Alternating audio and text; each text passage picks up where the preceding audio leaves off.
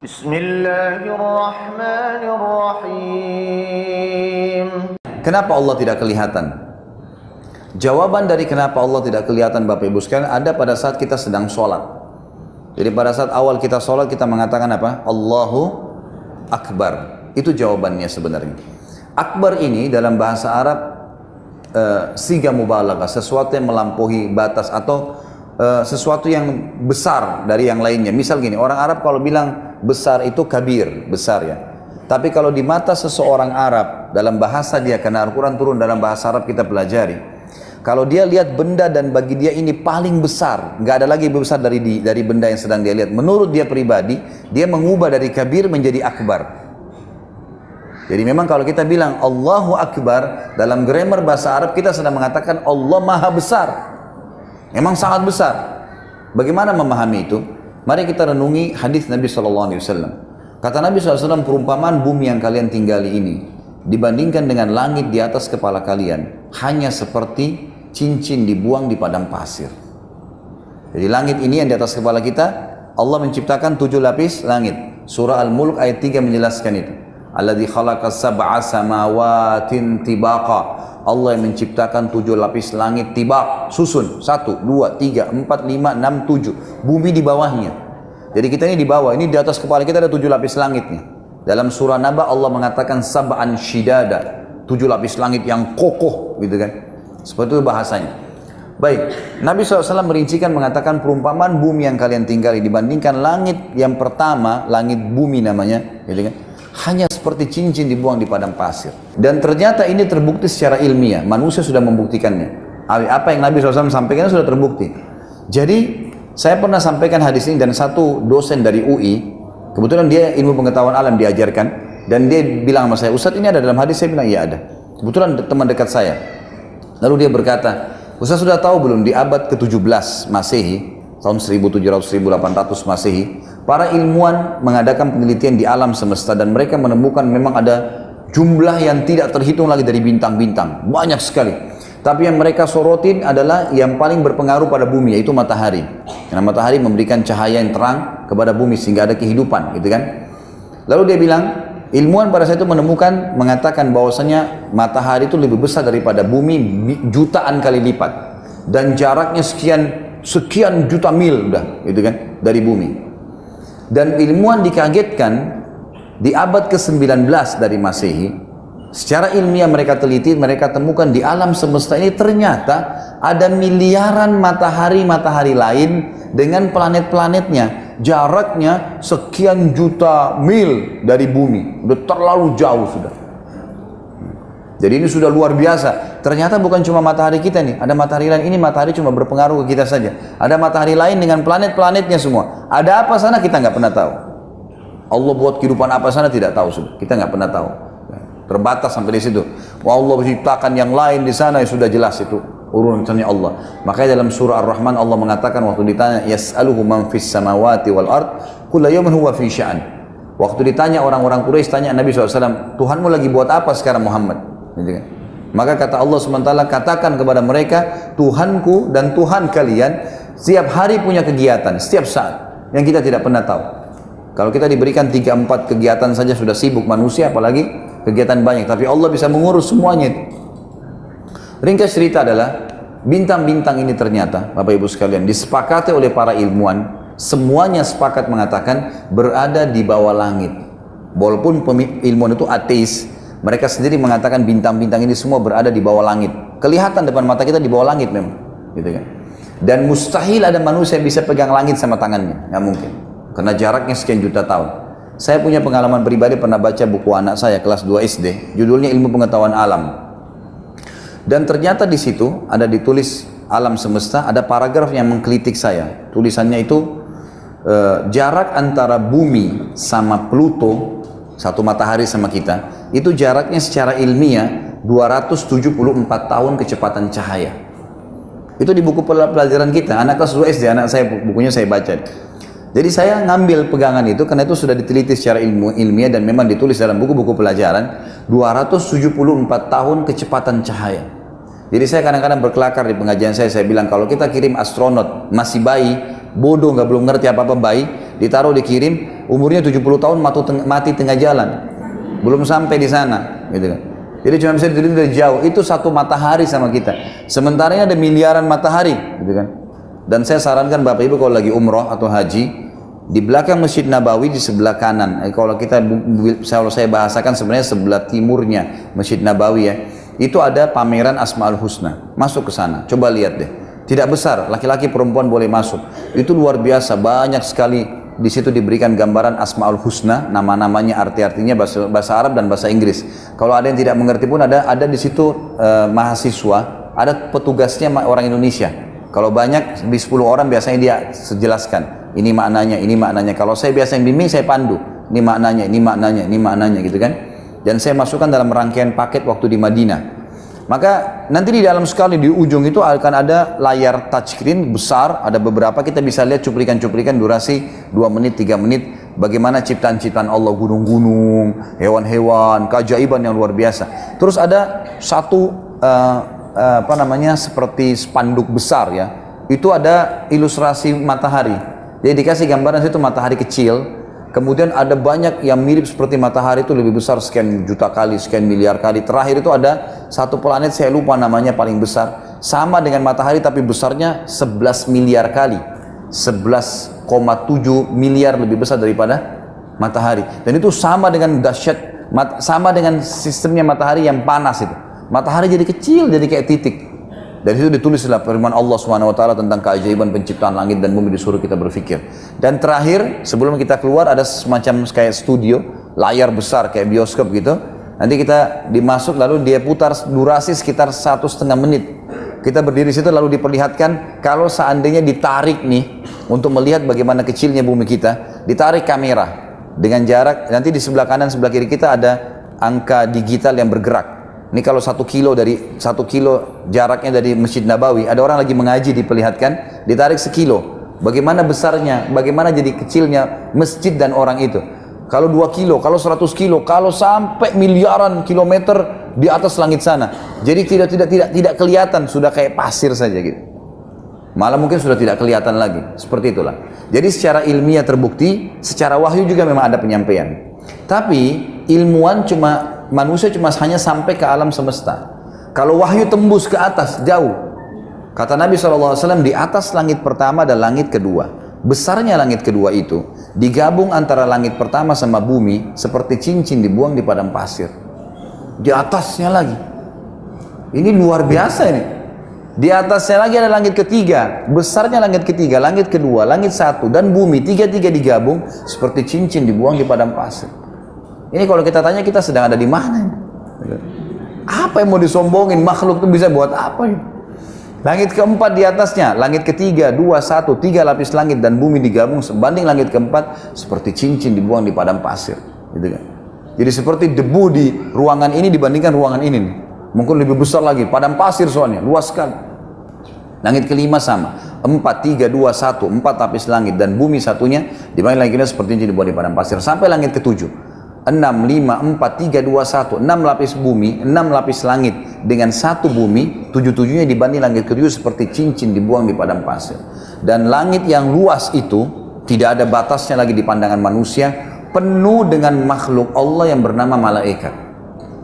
Makhluk Allah malaikat ini yang Allah jadikan sebagai tangan-tangan tanda kutip, tangan kanannya Allah, ditugaskan turunkan hujan, ngurus lautan, ngurus gunung, ngurus pohon, ngurus manusia, kasih rezekinya, tiupkan ruh, cabut ruhnya, segala macam aktivitas yang sudah Allah jadikan ini, itu malaikat-malaikat. Dan kata Nabi SAW dalam hadis Bukhari, waktu saya sedang dimi'rajkan ke langit menerima sholat, saya menembus 7 lapis langit itu, dan demi zat yang ubun-ubunku dalam genggamannya, tidak ada tempat di langit ukuran 4 jari manusia kecuali ada malaikat yang sedang sujud atau ruku. Dalam hadis lain dikatakan, pantas langit mengeluarkan suara seperti induk unta yang kesakitan atau mencari anaknya, karena tidak ada tempat ukuran 4 jari manusia di langit kecuali ada malaikat yang sedang sujud atau ruku. Penuh dengan malaikat. Berapa jumlah mereka nih, gitu kan? Contoh saja, setiap manusia punya pendamping 3 malaikat. Ada malaikat yang mencatat amal baik, amal buruk, dan ada malaikat pendamping, namanya malaikat hafazah, penjaga. Kalau jumlah manusia sekarang populasinya 7,3 miliar Bapak Ibu sekalian. Sekarang ini yang saya dapatkan 7,3 miliar. Kalau setiap manusia ada didampingi dengan 3 malaikat, satu catat amal buruk, satu amal baik, satu amal buruk, satu yang mengawasin dia, mengontrol, menjaganya, gitu kan. Kayak kalau dia mau jatuh tiba-tiba diingatkan, dia niat bangun tidur malam dibangunkan oleh malaikat tersebut, dia memang yang menjaganya. Namanya hafazah, gitu kan. Maka pada saat itu, ya, kita hitung sekarang jumlah manusia dari bayi sampai orang tua 7,3 miliar. Berarti malaikat pendamping 3 kali lipat tuh. Berapa jumlah malaikatnya? Gitu. 20 sekian, gitu kan. Jumlah malaikat itu 23 sekian miliar. Gitu. Jumlah malaikat itu cuma yang mendamping kita, belum yang menurunkan hujan, belum yang menjaga lautan, belum yang menjaga gunung-gunung, belum. Bukankah Nabi SAW pada saat keluar dari kota Taif dan orang menolak dakwanya, lalu kata Jibril, hai Muhammad, telah datang kepada saya malaikat yang ditugaskan jaga gunung-gunung, tinggal kau perintahin aja nih, dihancurin semua nih gunung-gunung, hancur semua kota Taif dan Mekah. Ada penjaga gunung malaikat, dan semua itu dijaga malaikat. Kebodohan manusia kadang-kadang datang kepada syaitan, datang ke gua, bersemedi, minta-minta, ini karena kebodohan dia. Jin ini dibawa manusia derajatnya, dibawa manusia. Makanya dari 124 ribu nabi itu tidak ada satupun dari jin, nggak ada, semua manusia. Mereka cuma ikut sama manusia. Jadi jangan sampai manusia minta tolong sama jin, itu nggak mungkin. Allah sengaja tidak membuat kita melihat mereka supaya jangan, nggak usah interaksi, nggak usah ngobrol, nggak usah berteman, nggak usah nikah, nggak usah makan sama-sama. Kalau datang usir. A'udzubillahi minasyaitonirrajim. Karena ada orang bodoh datang minta-minta lagi, gitu kan. Makanya saya bahasakan dukun-dukun itu bukan orang pintar, orang tidak pintar. Orang tidak normal, jangan dibilang paranormal. Ini persepsi yang salah ini. Akhirnya orang anggap, oh orang hebat tuh pintar didatangin. Itu bodoh. Orang-orang ini bodoh karena datang kepada jin-jin dan syaitan yang lebih rendah daripada dia. Manusia khalifah, pemimpin, gitu kan. Mereka minta tolong pada ini, semua ini salah. Ya, ibaratnya orang yang dukun-dukun ini, mereka tidak paham kedudukan mereka sebagai manusia. Mereka datang, anak kuliah, cerdas, gitu kan. Dia kuliah, lalu ada anak kecil, anak SD lewat. Lalu dia sakit kepala, dia tanya anak SD, saya sakit kepala, obatnya apa dek? Kata anak SD itu, minum kencing saya kak. Bodohnya dia bilang, baik sini kencing kamu, saya minum. Karena kan dukun gitu, ditipu sama syaitan. Bersemedi 3 hari di gua, seminggu. Awalnya syaitan gak berani sama dia tuh, karena tahu ini manusia, pemimpinnya. Tapi karena dia bodoh, bersemedi, gak makan, gak minum. Kata syaitan ini bodoh bener. Setelah seminggu keluar suaranya, kau mau apa? Saya mau ilmu kebal, saya mau begini. Syaitan suruh apa? Minum darah, minum kencing, makan kotoran. Kasih bodoh, gitu kan? Kebodohan ini, ditipu oleh syaitan. Makanya tidak boleh, gitu kan? Tidak boleh. Baik, malaikat-malaikat ini semua memenuhi langit. Dan kata Nabi SAW dalam hadis Bukhari yang lain, di langit ke-7 ada Baitul Ma'mur. Sebuah rumah seperti Ka'bah tempat tawaf malaikat. Ada 70 ribu malaikat. Tiap hari tawaf masuk di situ dan tidak akan pernah keluar lagi. Maksudnya Allah musnahkan, Allah ganti dengan yang lainnya. Jadi jumlah yang sangat luar biasa, gitu kan, banyak sekali. Di atas langit ke-7 ada namanya Sidratul Muntaha. Dan Sidratul Muntaha ini besarnya kata Nabi SAW digabungkan antara 7 lapis langit dan bumi, 8-8-nya hanya seperti cincin dibuang di padang pasir. Di atasnya lagi Sidratul Muntaha ada sebuah lautan. Dan kata Nabi SAW, kalau kalian ingin, bacalah firman Allah, wa kana arsyu alal ma', dan singgasananya Allah di atas air. Kata Nabi SAW, lautan itu besarnya digabung antara Sidratul Muntaha, 7 lapis langit dan bumi, 9-9-nya hanya seperti cincin dibuang di padang pasir. Jadi kita, langit ini, malaikat-malaikatnya, semuanya seperti cincin dibuang di padang pasir. Di dalam lautan, jadi lautan yang luas kita cuma debu semuanya nih, langit-langit, bumi, semua makhluk-makhluk ini seperti itu saja. Dan di atasnya ada arsy-Nya Allah, singgasana. Dan kata Nabi SAW, arsy-Nya Allah besarnya digabung antara lautan tadi, Sidratul Muntaha, 7 lapis langit dan bumi, 10-10-nya hanya seperti cincin dibuang di padang pasir. Dan Allah di atasnya akbar, Allah maha besar. Jadi Allah tidak kelihatan karena terlalu besar, nggak bisa dijangkau oleh mata manusia, gitu kan. Kita lihat saja matahari sekarang dalam trik begini, mata kita bisa rusak, padahal itu kelihatan. Bagaimana dengan yang lain, dan penciptanya Allah Subhanahu Wa Taala. Jadi Allah tidak akan, karena Allah terlalu besar. Dan saya yakin Bapak Ibu sudah hafal ayat untuk ngusir syaitan. Ayat apa itu? Ayat kursi. Baik. Ayat kursi ini Bapak Ibu sekalian, ayat artinya informasi. Kursi artinya bukan tempat duduk kayak saya duduk ini. Kursi dalam bahasa Arab artinya pijakan kaki raja di singgasana. Jadi singgasana itu kalau ada pijakan kaki untuk naik ke atas itu bahasa Arabnya kursi. Jadi ayat kursi artinya informasi tentang pijakan kakinya Allah di singgasananya. Coba apa yang sering kita baca? Wasi'a kursiyuhu samawati wal ard. Wasi' artinya telah menutupi. Kursiyuhu, pijakan kakinya dia saja di singgasananya as-samawati wal ard, seluruh langit dan bumi ini. Tiap saat kita baca. Wajar kalau baca itu hancur setannya. Wajar sekali. Gitu kan? Menceritakan tentang pijakan kakinya Allah saja di singgasana. Sudah seluruh langit bumi tertutup, apalagi Allah Subhanahu wa taala. Dan melihat Allah ini bukan cuma kita tidak melihatnya, tapi semua nabi-nabi juga tidak ada yang melihatnya. Makanya Nabi SAW dalam hadis Bukhari ditanya oleh Aisyah, awal waktu menikah sama Nabi, Aisyah bertanya, "Ya Rasulullah, apakah anda waktu mi'raj ke langit ketemu, menerima perintah sholat, ketemu Tuhan anda melihatnya?" Kata Nabi SAW, "Allah itu cahaya, di atas cahaya bagaimana saya bisa melihatnya?" Memang nggak kelihatan. Kita akan melihat Allah kapan? Nanti di akhirat.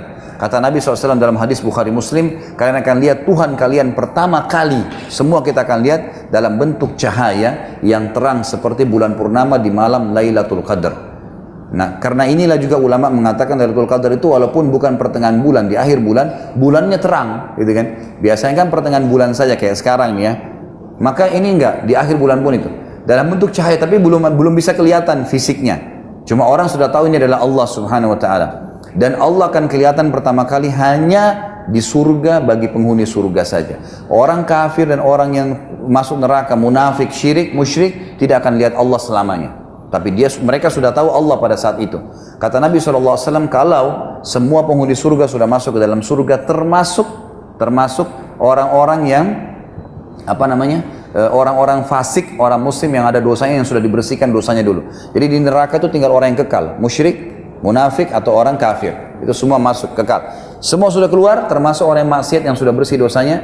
Kata Nabi SAW, Allah mengumpulkan penghuni surga. Lalu berkata kepada mereka, apakah kalian sudah puas dengan apa yang saya berikan? Tapi ini masih dalam bentuk suara. Mereka sudah masuk surga, belum lihat Allah, gitu kan? Maka mereka mengatakan, iya ya Allah, nikmat apa lagi yang kami inginkan setelah engkau selamatkan kami dari neraka dan kami bisa masuk surga. Kenapa mereka berkata ini? Karena penghuni surga bisa lihat penghuni neraka bisa lihat penghuni surga. Jadi kita bisa lihat penghuni neraka tuh, setiap saat kita bersyukur kepada Allah tidak masuk di sana. Penghuni neraka bisa lihat surga dan supaya mereka menyesal terus kenapa mereka tidak masuk, gitu kan? Maka mereka mengatakan, nikmat apa lagi setelah engkau selamatkan kami dari neraka kami masuk dalam surga. Lalu kata Nabi SAW, Allah mengangkat hijabnya.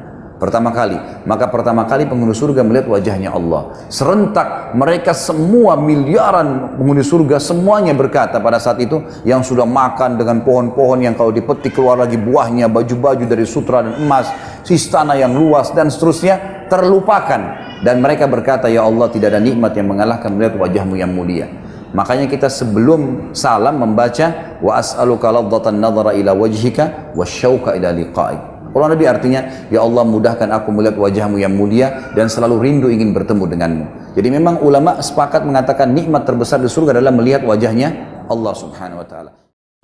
Subhanallah wa bihamdihi, subhanallahil azim.